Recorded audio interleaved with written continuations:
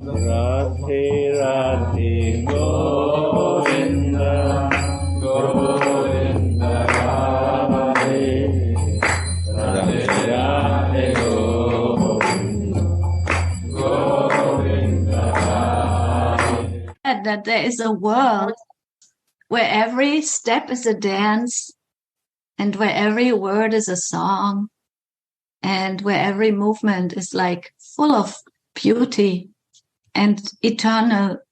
It's eternally existing. It's not like in this world where we are coming and going in different bodies and we have a limited time.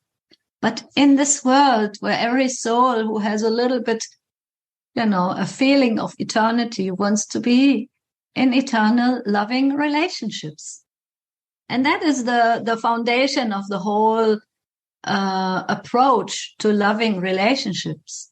But at one point, we always have to also forget this, that Krishna is God and that there are so many goddesses of fortune or expansions of Srimati Radhika. We only in Raganuga Bhakti or Rupanuga Bhakti that follows in the wake of Rupa Manjari, we only acquire so much tattva vichar or philosophical knowledge that will be a good foundation to go into the deeper feelings of the relationship of all the Brajbasis, of all the villagers. Because in reality, we want to be also a villager in that beautiful village of love, in the guidance of love and in the full shelter of Srimati Radhika, who is giving this love to her beloved Mohan in all different ways through all her different expansions and all her different friends. So the pastimes, the eternal leelas, the nitya leelas, are built on the foundation of philosophical knowledge that is called Tattva Siddhanta. All the Vedic scriptures explain that Brajendra Nandana Shri Krishna is the original personality of Godhead. He is full in all opulences and might. He is the supreme truth and the cause of all causes. This embodiment of spirit is called Satchit Ananda Vigraha. The Almighty Shri Krishna has innumerable potencies, of which 3 are prominent: the internal spiritual potency, the marginal potency of the individual souls, and the external or illusory potency. So this is also important to understand, or at least to know, and then at one point also we have to forget it again, because it's no fun to be in the eternal world and to feel that, oh, this is taking place because of this, and, to be too analyzing and to be too calculating. Radhe Radhe Uddhavji. So nice to see all of you and to feel all of your blessings and love on this special day. Karuna Mohan. Yeah, Karuna Mohan is also there. Radhe. So Krishna is the Almighty, but in Vrindavan, he's a small cowherd boy who is also conquered by his friends, who is fed by Mother Yashoda, by his mother, who is, pampered by all the gopis who love him in their feelings of motherly love. He is, he is playing like a child. And he is also a transcendental flute player who is attracting Srimati Radhika to come and dance the Rasa Leela, the divine dance of love. So these potencies, they are assisting Krishna. He has innumerable potencies, but to understand the different potencies of the divine, they have been split up in their different characteristics. And there is the internal potency. This is the greatest because it's Krishna's heart, so to say, his inner heart. And the internal potency is called Shakti, Ladini Shakti. The ability to perform something is called Shakti or power. And according to this activity, this intrinsic or natural, always belonging to Krishna energy shows three aspects: Ladini, Sandini, and Samvit. And it is very interesting to know and find out that Krishna, without his Ladini Shakti, without the power of love that is embodied by Srimati Radhika, he cannot relish so much. He relishes his intrinsic bliss through the Ladini energy and makes his devotees relish the same. So it's like Krishna has also a heart full of love for all the living entities. And this heart full of love has come outside. And that is Srimati Radhika. She is the one who is, in a way that is unnoticed by all who are living in this land of love, which is called Vrindavan. She is coordinating with her love all the different arrangements. And that love is also called, or that Shakti is also called sometimes Yoga Maya. Yoga Maya makes this all possible. Where the love of Srimati Radhika is permeating the whole of Vrindavan to make all the leelas and all the dances and all these different happenings during the day possible, and also during the night. And even Krishna, who is the embodiment of full and paramount ecstasy, he relishes bliss through the Ladini energy and makes his devotee relish the same. So we could say that Srimati Radhika is the queen of Vrindavan. She makes everything possible. All the love and all the different arrangements of this love are coming through her to Krishna. Because Krishna is inside and outside of her. They are non-different from each other. And here Baba is also explaining how it happens. So the special feature of this is that the Ladini energy dwells within Krishna's form in a formless, energetic way to make him relish his intrinsic ecstasy. And that formless Ladini energy dwells on his outside in the form of its presiding goddess to make Sri Krishna, the embodiment of full and deep erotic flavors, relish the sweetness of wonderful, loving mellows. This is Vrishabhanu Nandini Shri Radha. So Gurudev, I remember once we had a Zoom conference where one devotee said, I don't like to think of Srimati Radhika like an energy. And you said, no, it's not true. She is also this energy. And she is also that personality. There's no difference. That's why you always explain to us that Srimati Radhika's energy is Prema. And we can see her everywhere, also here in this world. Because this love is even the plants and the animals, they are all also feeling love and they are also giving love. The whole universe is somehow made by love. If we look at it from a divine perspective, it's all the mercy of Srimati Radhika that we can also realize we are also made of this love. And that's why we are always hungry for this love. That's why we are always greedy for this love. And that's why love is actually what every living entity wants and wants to realize and also wants to feel more and more. And here I found this beautiful sharing of Baba where he says that is Srimati Radhika is within Krishna and also without Krishna. In the same way, out of Krishna. In the same way, he is inside of her and outside of her. So that is very mystical also, that they are both one, but also different from each other. They are existing as a person, but they are also, energies that are, going through the whole of universe to help the living entities, to invite them also come back in their eternal love land, Sri Vrindavan. And the goal of Srimati Radhika is to make all happy. She makes, first of all, Krishna happy, but she also gives so much happiness to all who are serving Krishna. She is the energy of all love that is existing inside and outside of Krishna. And he is her beloved Mohan that is also inside her and also outside her. So they are both a very a special loving couple that is the most beautiful Valentine that we could ever imagine to serve.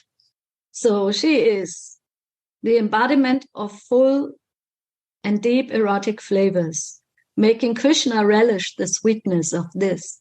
This is Vrishabhanu Nandini Sri Radha.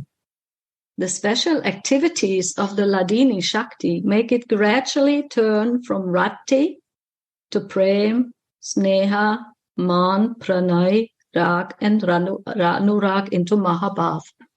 So here Baba is explaining in a very short way how the living entities, we who are here embodied in a temporary body, can develop different feelings in divine love.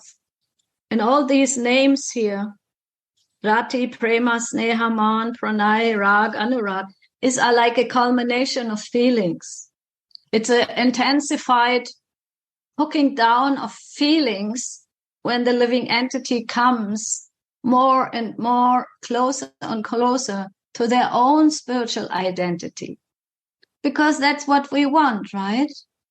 We want to also realize our spiritual form, our spiritual feelings, our eternity.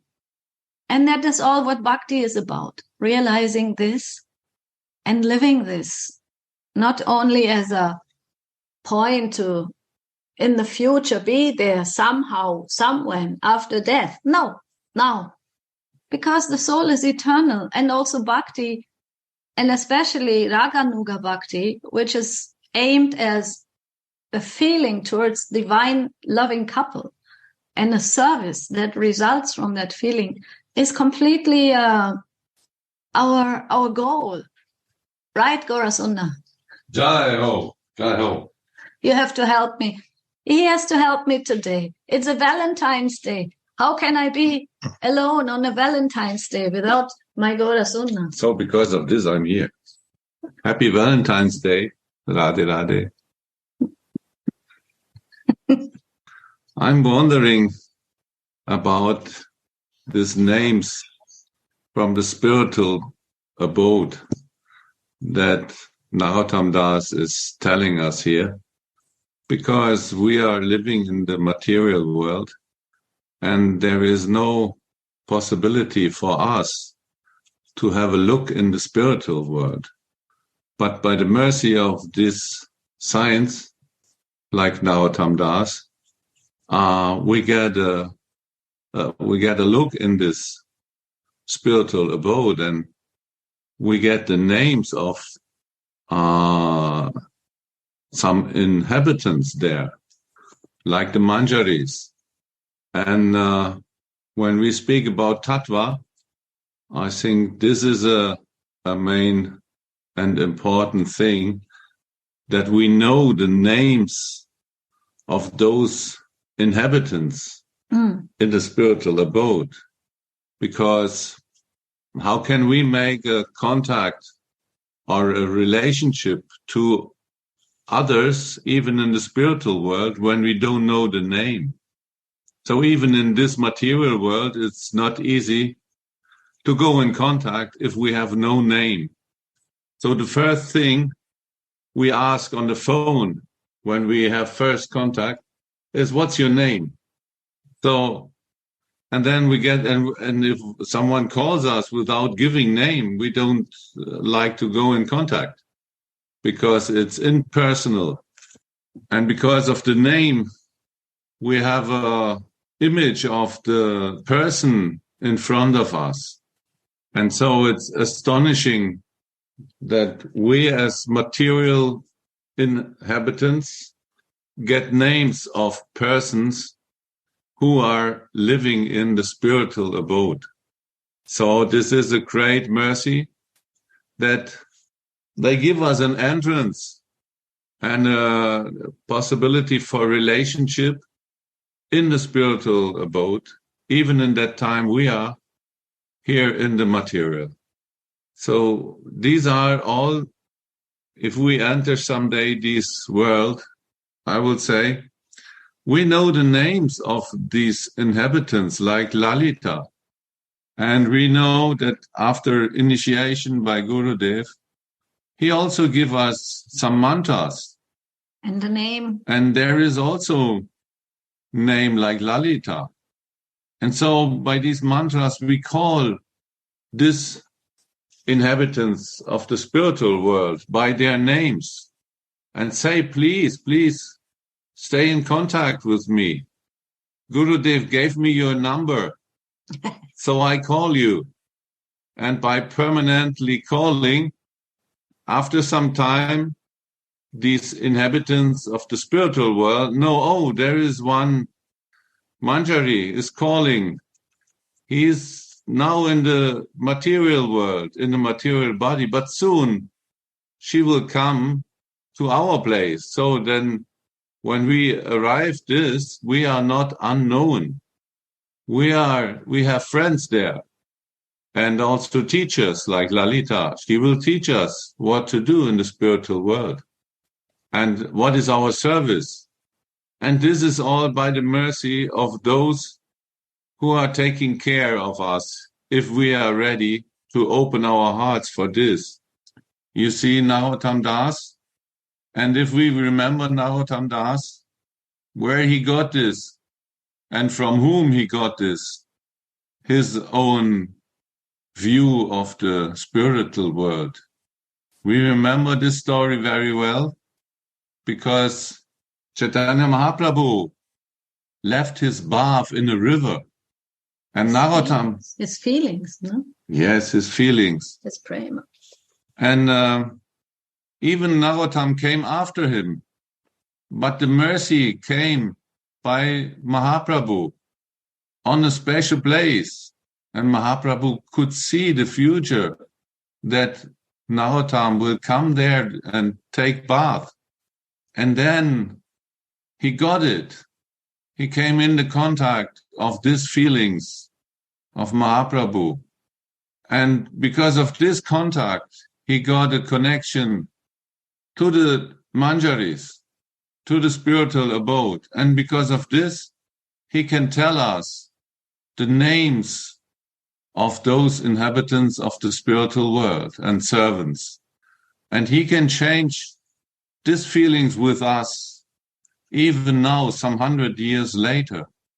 And it's so astonishing that we are able to taking part of these beautiful feelings, what Mahaprabhu left by the mercy of Narottam Das and the mercy of Gurudev. And we can be so thankful. We read these names like modern names. As is, for us, we heard many times, but it's a miracle, actually, that we get these names because they are not from this world. And so if you say that every word is a dance, if we read these names, we can say this word is a song. Sorry, not a dance. It's a song like Lalita. It's like a song. Vishaka. No? So these are different songs. What they are singing in the spiritual abode, in this eternal pastimes, what are taking place. So thank you to share this, Narottam Das, with us, and also to Ananda Das Babaji, who is explaining this, and Gurudev, who is connecting us to these beautiful songs of the divine names of the Manjaris. Yes. So nice. We can share this on a Valentine's Day. It has a special quality because actually in the spiritual world, every day is a Valentine's Day. It's not like here in our world. Sometimes we need a day like a Mother's Day or a Father's Day or a Lover's Day. And on these days, we try to remember what is important to us, our loving relations. And that's what we want to learn in this Bhakti Yoga process, that all these relations are eternally there. We can connect to them every day. And it depends on nothing but my desire that this will happen.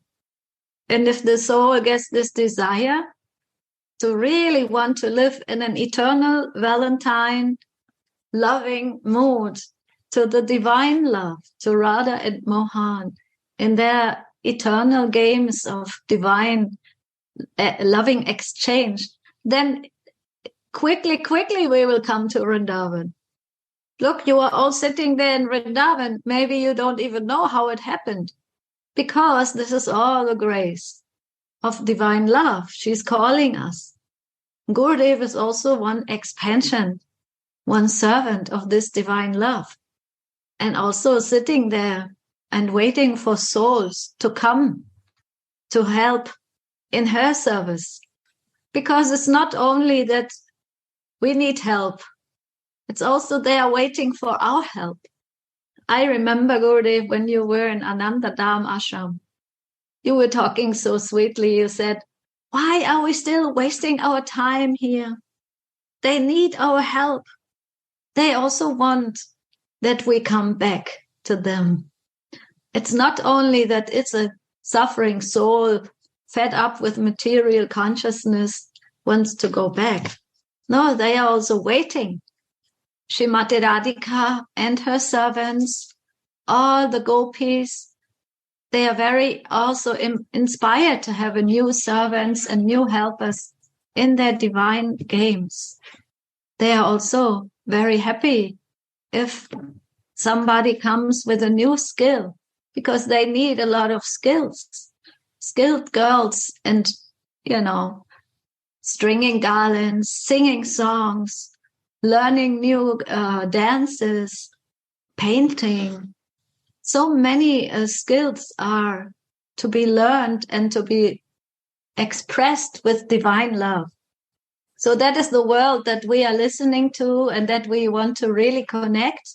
And that is the meaning of Divine Valentine's Day.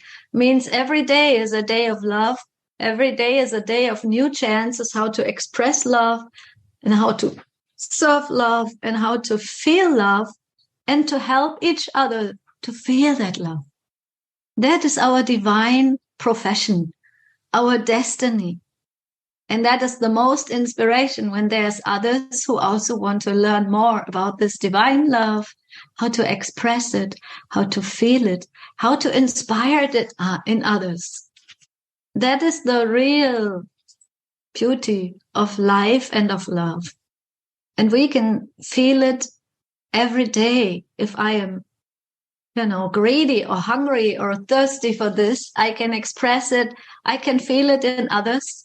I can feel it in the plants. I can feel it in the beautiful nature. I can feel it by looking at the ocean and the beautiful waves of the ocean. I can feel Radha Mohan everywhere. I can feel divine love is the goal and is everything is made of. Only here in this world, we are experiencing it in a temporary way. Means we are coming and going. The days are coming and going. But actually, every soul knows there's this underlying eternal feeling that I have one home. I have one eternal home. And that is where love is never ending. And life is never ending. And that is Vrindavan Dham. In the shelter of Srimati Radhika and all of her beautiful, beautiful helpers, her little gopis, her little manjaris, who are waiting also for all of our souls to come home and to be in eternal love. Jai Jai Shri Radhe. So who else wants to share some love today? Help us to share the love. You are invited. I want just to express my grateful to Gora Sundara because of this example of Padmavati River.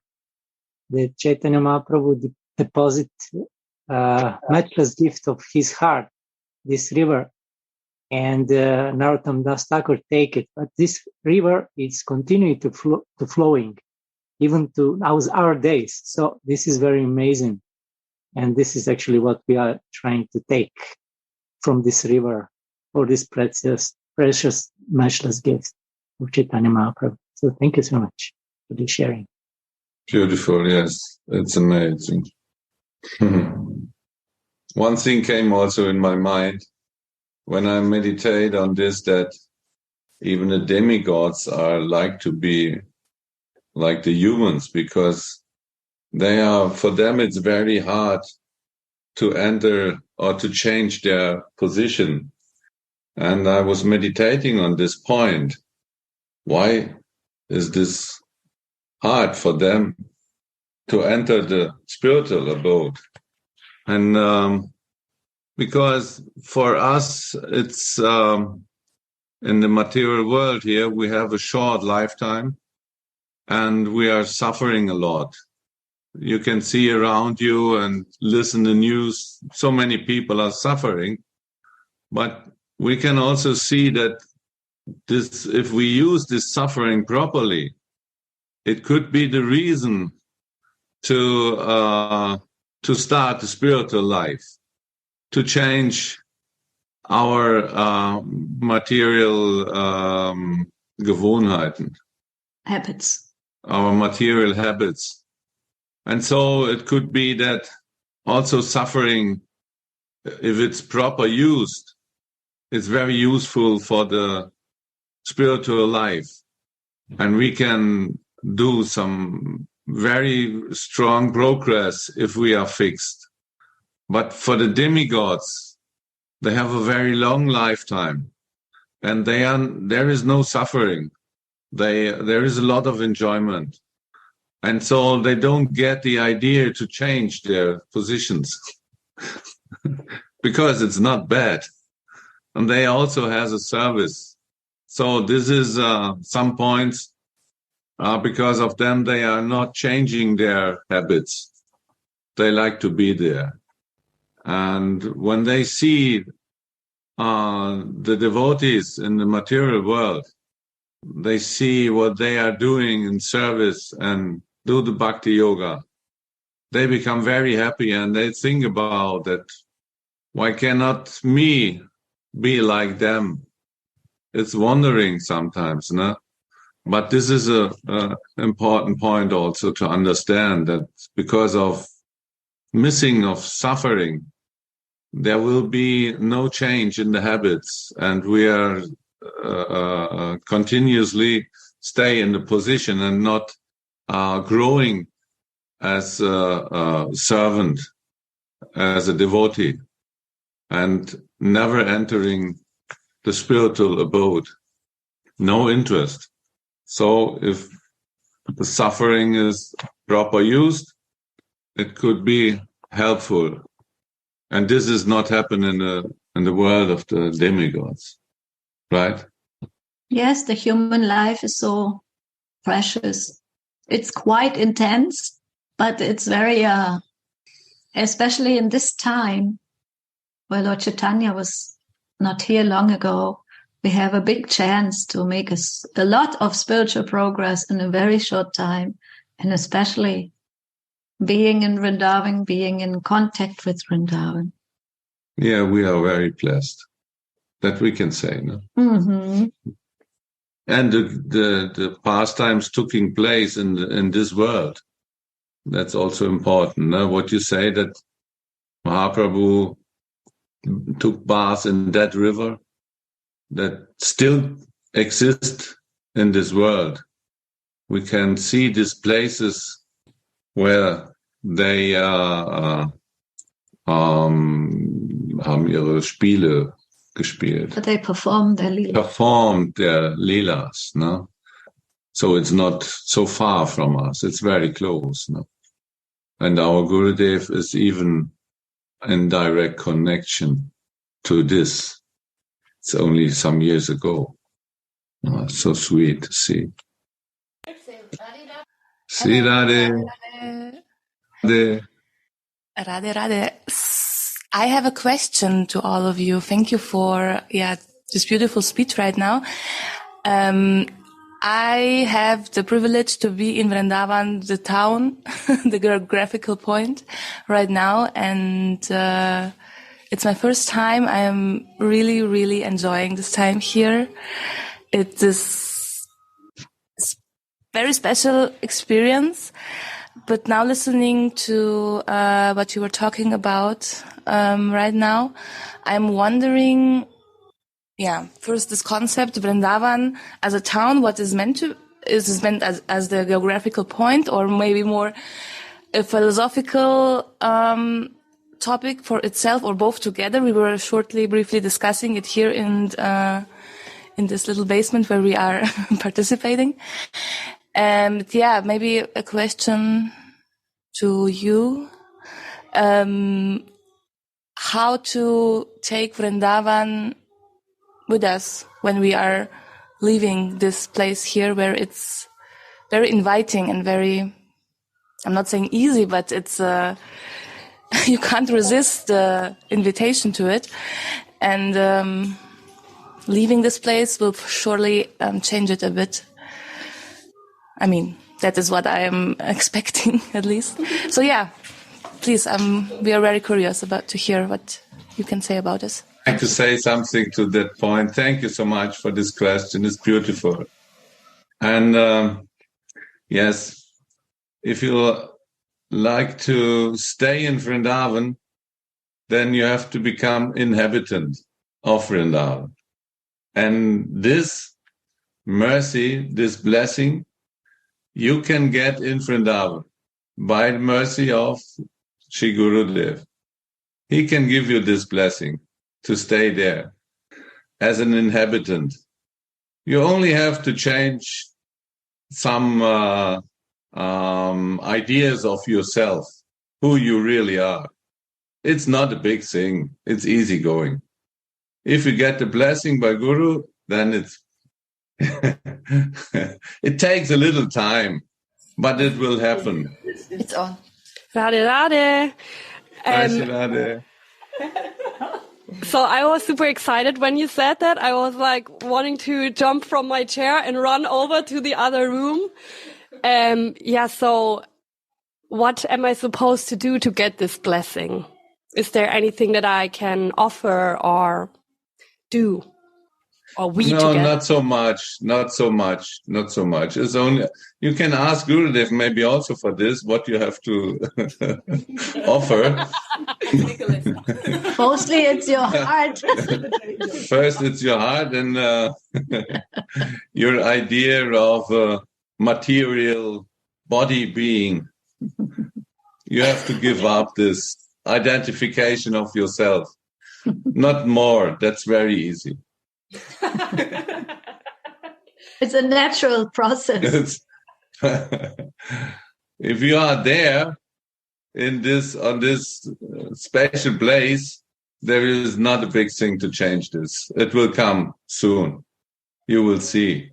You give up. You are not the body. This is also Prabhupada said when someone asked him what is the main information or teaching of Bhagavad Gita. He said, you are not the body. He asked a friend of us, Sadhuma, you remember? And they give different answers. What is the main meaning of Bhagavad Gita? And 10 times he say, no. And they give another, no. And then after all, he said, you are not the body. You are not a material being. You are a soul, eternal soul. And if you stay there in Vrindavan, in the basement, you will learn you are even more than this soul. you are a maidservant of Radharani.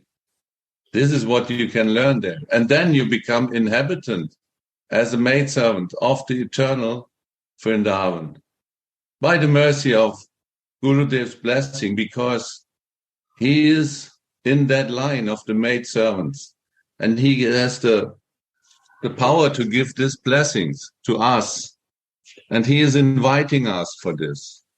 This is his great mercy. And then you become eternal inhabitant. And then what Prabhupada also said, then Vrindavan is there where you are, because you are an inhabitant of Vrindavan. Your vibration will change. Yes. You will change also the vibration around you. Wherever you are, then there is Vrindavan. Thank you so much, because once you start speaking and explaining, I felt really like I remembered then 4 days ago when we arrived, the first feeling I had walking the streets was like, yes, I've always been here. Finally, life is just normal as it's supposed to be. And I just remembered. So I think I've already been here all the time. So thank you for that great reminder. We are also reminding ourselves day by day. Yes, we know. Sometimes I need to hear this, really. So thank you so much. Now it makes it easier to leave. Or actually to stay. Yes. Stay and always come back as soon as possible and as often as possible. What is Gurudev saying? Lay down, relax, be in Vrindavan, not so much to do. Take prasadam. They're in a Mungir Mandir, 24 hours, like bhajan is going on. Nighttime, even nighttime, sometimes when I sleep in Gurudev's room, I just slept 2 hours, then suddenly outside some light is going on. Pujari is coming, then Arati taking. So there is no night. There's no sleep. There is no sleep. There is always something going on. And every day is a festival. Actually, everything happens. Yes, I was very blessed. I slept in the room next to Gurudev, so I really didn't need so much sleep. I felt like on a big festival all the time. And yeah, I really, really want to bring this energy back home, and it would be awesome to stay in contact with all of you and maybe receive a link how to join your daily or weekly or whatever. And yeah, so thank you so much for sharing all of this and preaching or preaching, remind us of all of this. It's very, very beautiful. Yeah. Thank you. Radhe Radhe